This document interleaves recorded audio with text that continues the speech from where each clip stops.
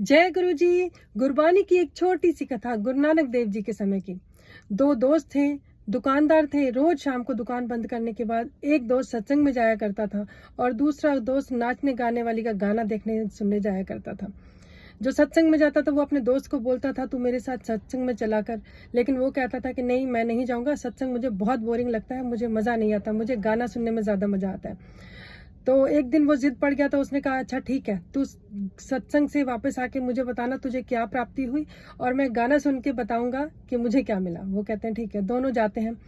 गाना सुनने वाला जब अपने गाना सुनने जाता है तो वो नाचने गाने वाली कहीं और गई होती है जहाँ उसको ज़्यादा पैसा मिलता है। वो वहाँ से खाली वापस आ जाता है और बोर हो रहा होता है बैठा हुआ, तो एक लकड़ी से मिट्टी खोदता रहता है कुछ सोचते हुए। अब मिट्टी खोदते हुए उसकी लकड़ एक जगह टन से आवाज़ आती है, उसको लगता है कि यहाँ तो कुछ है।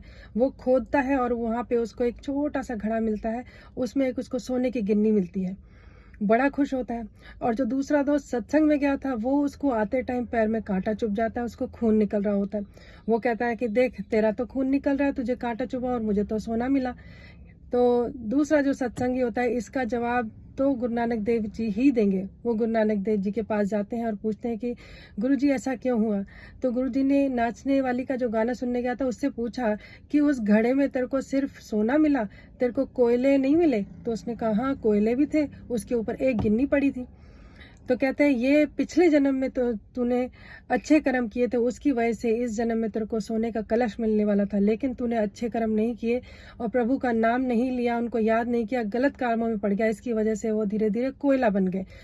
ये जो तेरा दोस्त जो सत्संग की महिमा गान करता है, जो सत्संग के बारे में बताता है, उसकी वजह से, उसको सुनने की वजह से तेरा एक सोने की गिन्नी बच गई थी।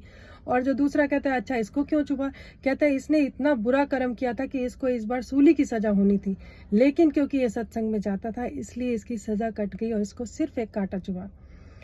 तो गुरु जी ने बोला हमेशा हमारे कर्मों की वजह से ही हमको मिलता है।